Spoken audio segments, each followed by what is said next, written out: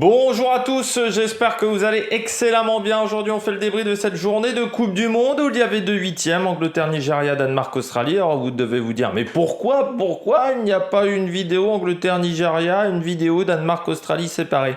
Simplement parce que Angleterre, Nigeria a été au tir au but, ce qui est potentiellement peut arriver quand même grandement dans des sessions à élimination directe, et que l'organisation de cette Coupe du Monde a décidé qu'il n'y aurait qu'une heure entre Angleterre-Nigeria et Danemark-Australie, sauf qu'un match de foot, quand ça va en prolongation et qu'on va au tir au but, ça dure 3 heures.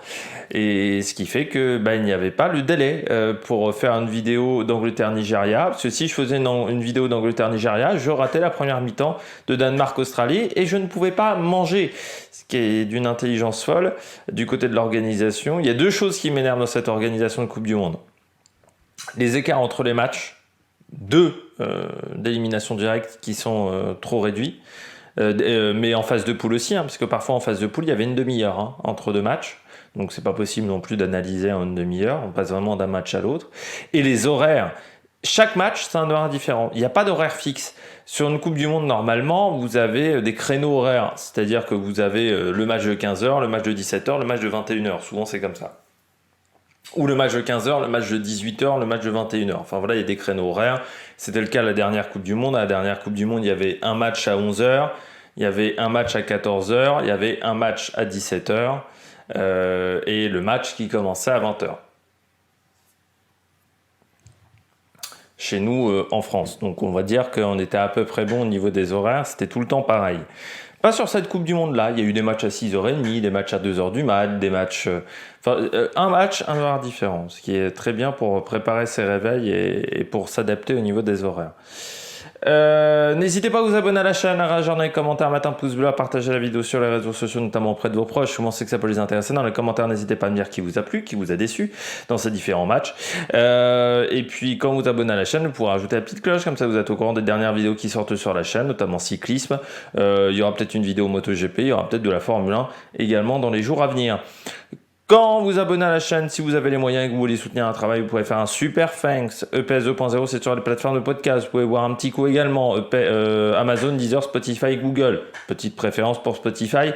Et puis TikTok, le débrief juste après la fin des matchs, à la mi-temps également. C'est sur TikTok. En version condensée, pour ceux qui trouvent que je fais trop long sur YouTube. Bon, on commence tout de suite avec Angleterre-Nigeria. Les Anglaises qui s'en sortent, mais par un poil de cul. Ça a été très compliqué pour les Anglaises. Elles ont fait un mauvais match. Et le Nigeria n'en a pas profité.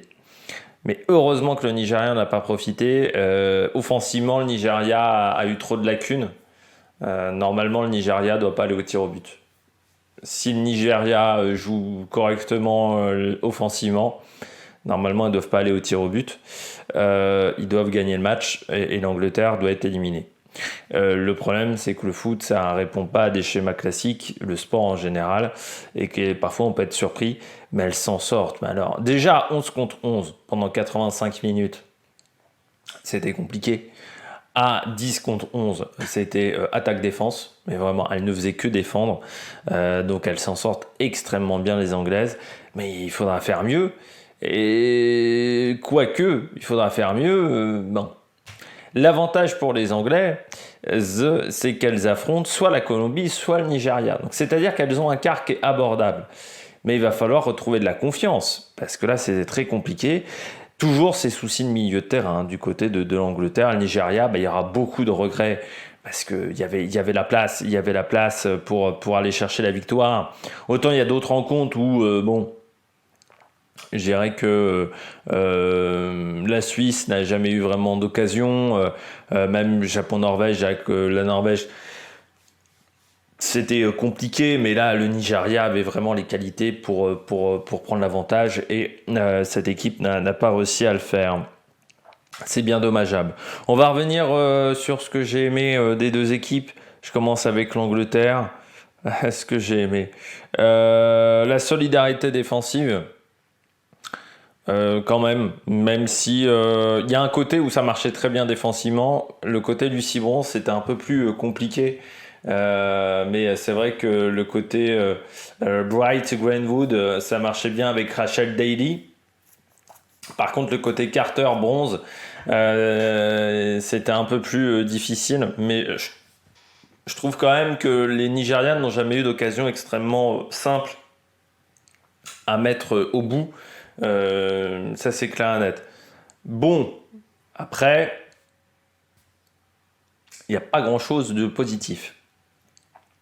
Elles ont eu très peu de ballons dans cette rencontre. Voilà, elles n'ont que...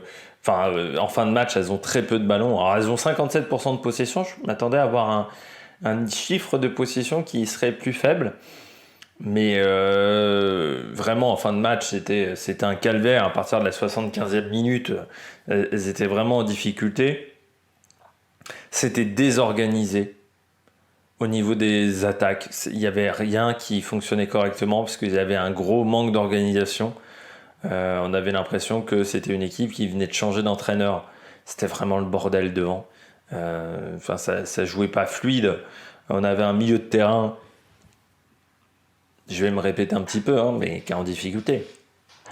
Walsh, on l'a pas vu de la rencontre. Stenway, c'était difficile aussi. On a tenté plusieurs configs, tactiques différentes. On a tenté Lucy Bronze derrière, là Lucy Bronze au milieu de terrain. Mais en gros, avec James là juste derrière les deux, Russo, Hemp.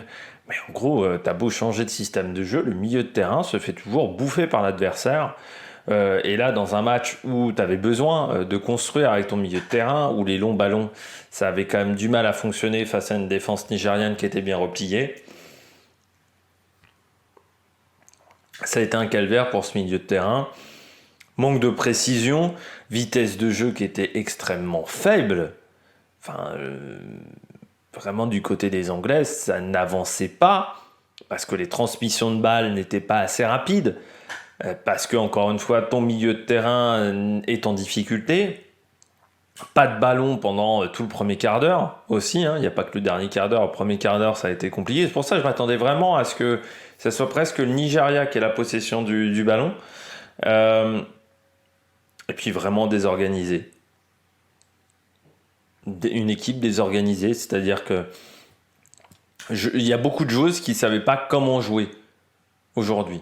Comment jouer dans le système de la coach, de Sarina Wegman.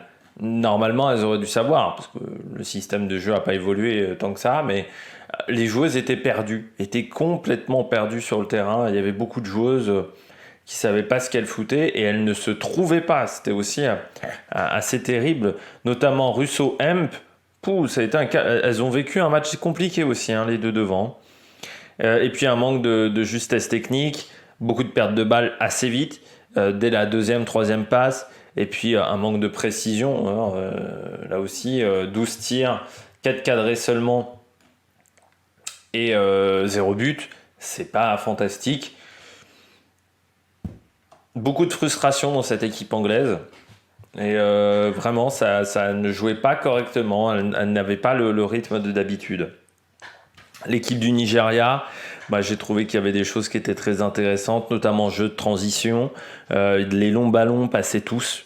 Elles arrivaient très facilement à transpercer le premier rideau, le rideau de milieu de terrain. Elles le transperçaient facilement. Ce qui fait que James, par exemple, est obligé de défendre extrêmement bas. C'était compliqué pour elle.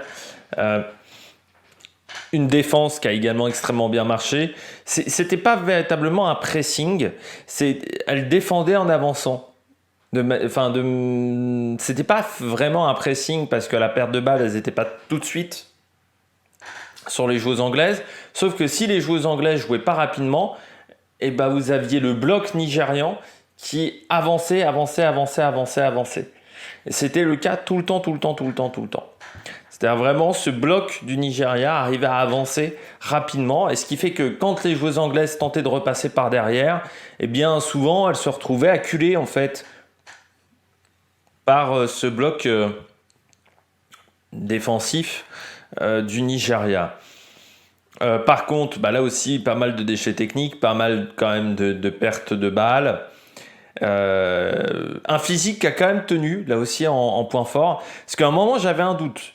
En fin de première mi-temps, je les voyais avec la bouche ouverte, pas mal de joueuses où je sentais qu'elles cherchaient un petit peu un second souffle. Je me suis dit, il y a encore une mi-temps à tenir, ça va être difficile.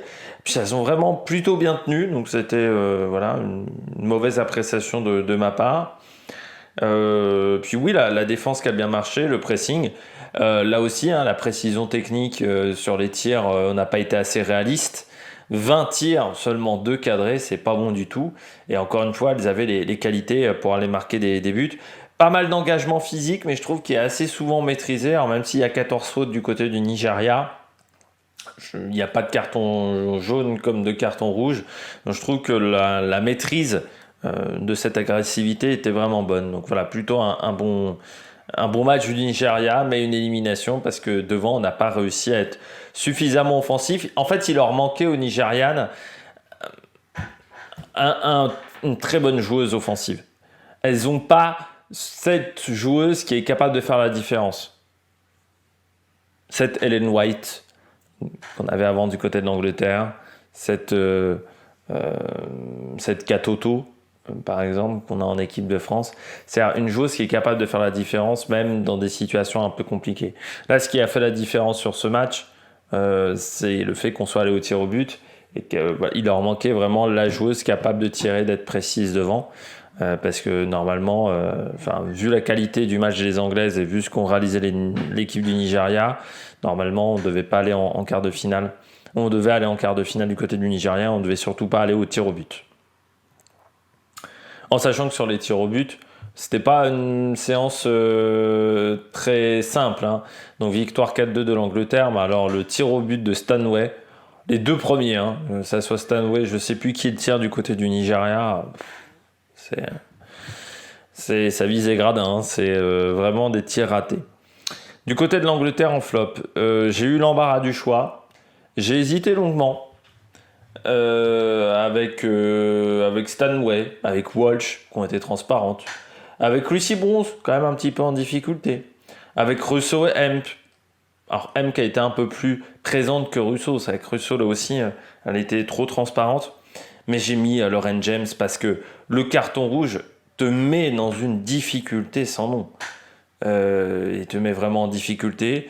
Et surtout le geste n'a rien à faire sur un terrain de football. Voilà, c'est essuyer les crampons.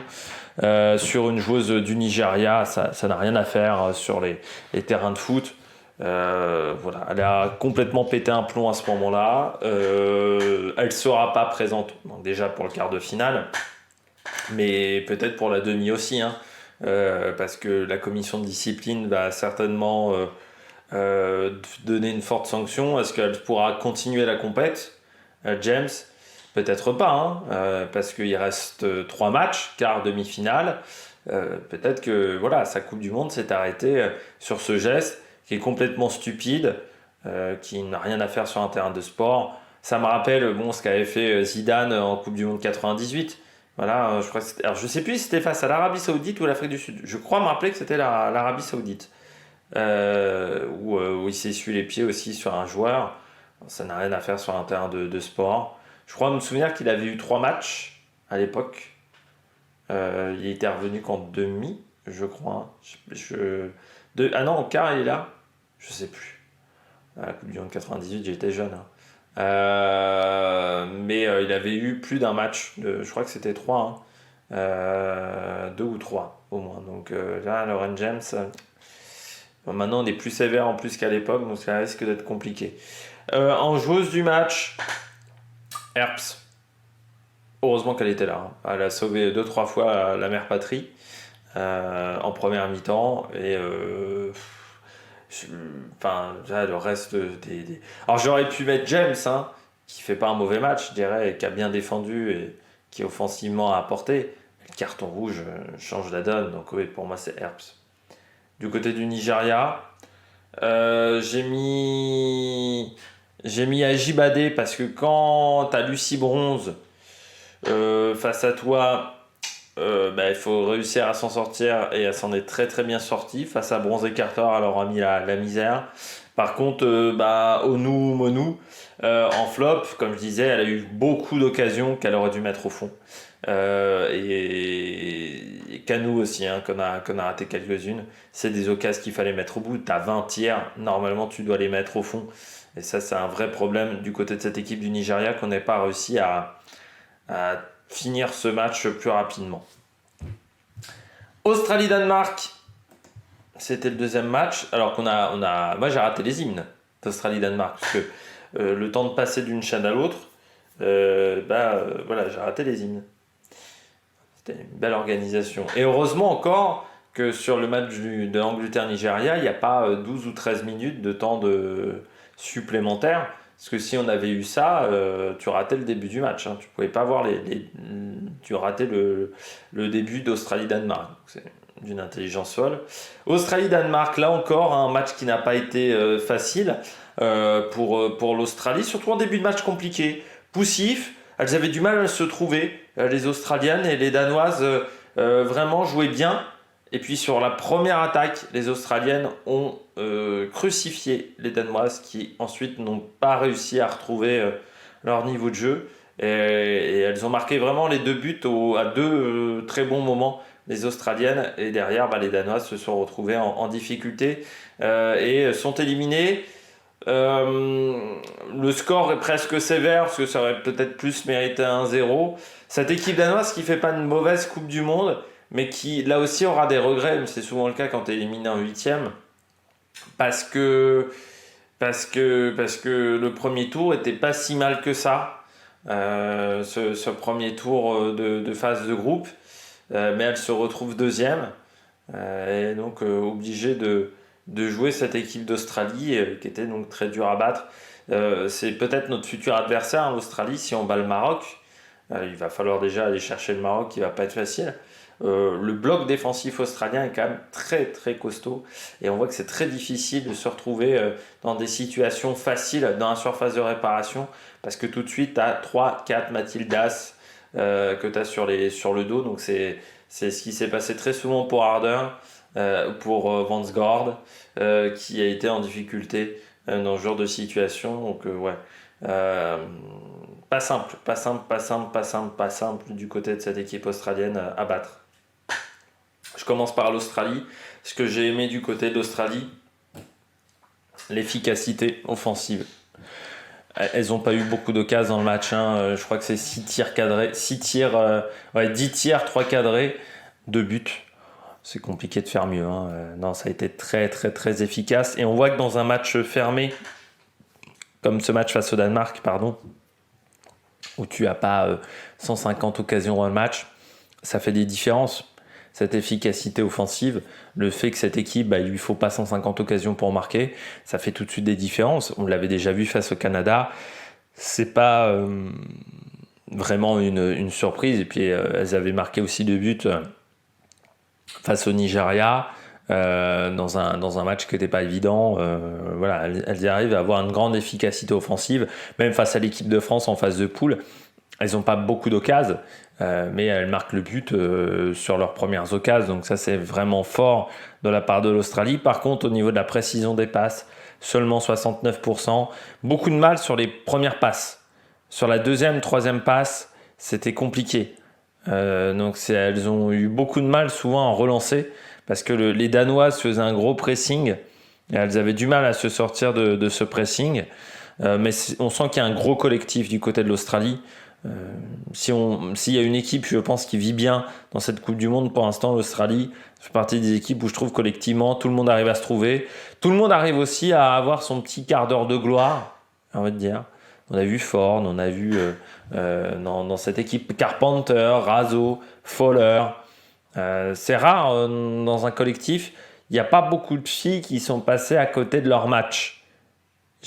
Ça, c'est vraiment très très bien. Et puis la rapidité des attaques, il leur faut, dès qu'elles arrivent à passer la deuxième ou troisième passe, souvent ça devient très très dangereux du côté de l'équipe australienne. Beaucoup d'efficacité, des coups de pied arrêtés qui étaient vraiment bien tirés aussi du côté des Australiennes. Donc c'était plutôt intéressant ce match de cette équipe d'Océanie, de l'un des co-organisateurs de cette Coupe du Monde. Du côté du Danemark, Moi, ce que j'ai aimé, c'est le pressing, c'est ce bloc haut en début de match qui écrasait les Australiennes, qui martyrisait les Australiennes, qui empêchait les Australiennes d'avoir des buts. Pourquoi? Parce qu'il y avait pas mal d'anticipation. Voilà, elles étaient toujours avec un petit temps d'avance sur les Australiennes, donc elles ont intercepté énormément de passes et elles ont réussi à mettre en difficulté très souvent les joueuses australiennes. Ce que j'ai aimé également, donc c'est ce bloc haut défensif qui était bien en place. C'est ce jeu, il y avait pas mal de vitesse dans les transmissions, c'était bien, ça permettait d'aller vite. Il n'y avait pas ce sentiment un peu de jeu ralenti comme pour l'Angleterre par exemple à l'inverse. Et défensivement, ça reste une équipe qui a un bloc quand même assez compact, qui n'est pas facile à gérer. Par contre, offensivement, ça a été un calvaire. Ce match pour le Danemark, un gros manque de précision dans les frappes. Je regardais donc 13 frappes à 10, 3 tirs cadrés. La différence de chaque côté, la différence c'est que tu as 2-0. Donc elles ont été beaucoup moins efficaces. Elles n'ont, notamment Harder n'a pas réussi à convertir les occasions. Parfois, c'était pas un problème que de précision dans les tirs, qui n'étaient pas toujours très cadrés. Il y avait aussi un gros problème de puissance. C'est-à-dire que dans certaines frappes, c'était mou. Il fallait que ça soit beaucoup plus puissant parce que souvent on jouait dans la précipitation, parce que la défense australienne étant hyper bien regroupée, tu n'as pas beaucoup de temps pour jouer tes attaques. Des problèmes de connexion entre les différentes lignes aussi. Je trouve qu'entre la ligne de Kuhl-Holmsgaard et la ligne de Madsen et Thompson, c'était très compliqué. Et que ça soit aussi milieu de terrain des défenses, c'était dur. Il y avait vraiment des moments où il y avait des pertes de balles qui n'auraient pas dû avoir lieu et où on avait du mal à mettre du rythme dans ce match. Enfin, du rythme à certains moments parce qu'on n'arrivait pas du tout à être bien en place, à être bien connecté entre les lignes. Souvent, il fallait passer par des ballons longs sur Pernille Harder. Sauf que une fois que tu as repéré ça, les Australiennes défendaient bien sur Harder et ça suffisait pour gêner les Danoises. Mais c'est une équipe qui est intéressante. Dans les équipes européennes qu'on a vues, je trouve que c'est plus intéressant que l'Italie. Ce que propose le Danemark, je trouve que c'est solide, c'est plus intéressant que ce que fait la Norvège, par exemple, en ce moment. Donc je trouve que c'est très bien. C'est un peu du niveau de la Suisse. Voilà. C'est deux équipes qui, je trouve, sont assez proches en termes de niveau. Bon, on passe aux joueuses du match. Du côté de l'Australie, j'ai mis Ford. Encore un énorme match de Ford. De toute façon, il y a 3 joueuses du côté de l'Australie qui font quand même à chaque fois des super matchs. C'est Ford, Raso, Fowler. C'est rare quand Fowler passe à travers, Raso et Ford aussi sur cette Coupe du Monde. Donc ça, c'est très très bien. Carpenter aussi qui a fait un bon match. Et puis en flop, j'ai mis Van Egmond. Pas exceptionnel et c'est vrai que ça va leur faire du bien, je pense, de retrouver Sam Kerr, qui a été plus tranchante même dans le tout début du match. Mais c'est vrai que Van Egmond, on l'a quasiment pas vu de la rencontre. Moi j'ai plus vu Ford que Van Egmond du côté offensif, donc ce qui montre qu'il y avait un problème de ce côté-là du côté de l'Australie, du côté du Danemark. J'ai mis en flop Harder parce que elle aurait dû marquer un but. Elle a eu les occasions, elle aurait dû être en capacité de marquer un but. Donc là, je trouve que c'est dommageable. Et puis Veillé, je trouve qu'elle a très bien joué. Voilà, défensivement. Elle avait pourtant Raso en face. C'est pas facile à jouer. Raso et Carpenter, elle a plutôt réussi à bien les contrôler. Donc je trouve que c'était pas un mauvais match. Bon, demain, dernière journée des 8e de finale, à 10h, il y aura le match Jamaïque-Colombie, match assez surprenant. Et puis à 13h, France-Maroc, qui sera le dernier 8e de finale. C'est-à-dire que demain soir, on connaîtra tous les concurrentes qui continueront cette Coupe du Monde pour les quarts de finale. N'hésitez pas à vous abonner à la chaîne, à réagir dans les commentaires, à mettre un pouce bleu. Puis nous, on se retrouve pour de nouvelles aventures sur la Mec Production. Ciao, ciao!